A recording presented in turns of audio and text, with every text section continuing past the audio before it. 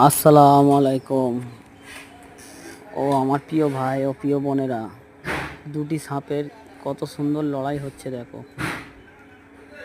ভিডিওটা পুরো দেখো, দেখে ভালো লাগলে লাইক কমেন্ট করে সবার মাঝে শেয়ার করে দাও।